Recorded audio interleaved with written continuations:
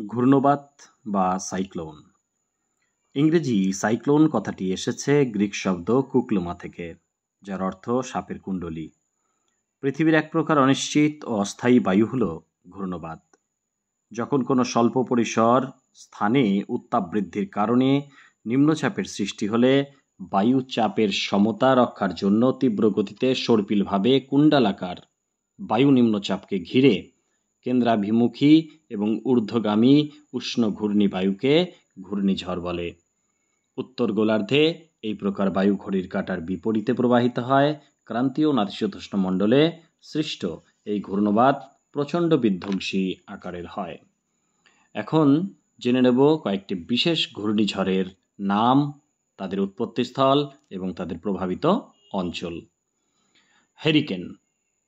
উৎপত্তিস্থল ক্যারিবিয়ান সাগর ও মেক্সিকো উপসাগর, প্রভাবিত অঞ্চল মেক্সিকো ও পশ্চিম ভারতীয় দ্বীপপুঞ্জ। টাইফুন। উৎপত্তিস্থল চীন সাগর, প্রভাবিত অঞ্চল চীন, জাপান ও ফিলিপাইন্স দ্বীপপুঞ্জ। টর্নেডো। উৎপত্তিস্থল মিসিসিপি মোহনা ও মেক্সিকো উপকূল, প্রভাবিত অঞ্চল মেক্সিকো ও দক্ষিণ পূর্ব আমেরিকা। সাইক্লোন। উৎপত্তিস্থল আরব সাগর, বঙ্গোপসাগর ও উত্তর পূর্ব প্রশান্ত মহাসাগর, প্রভাবিত অঞ্চল ভারত, মায়ানমার, বাংলাদেশ, শ্রীলঙ্কা, ইন্দোনেশিয়া। ঘূর্ণিঝড়ের নাম Katrina, Rita, beta, Andrew, Gilbert, Harris.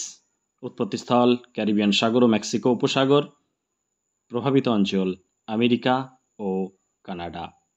এছাড়াও আরও কিছু ঘূর্ণিঝড় রয়েছে, সেগুলো নিয়ে পরের ভিডিওতে আলোচনা করব।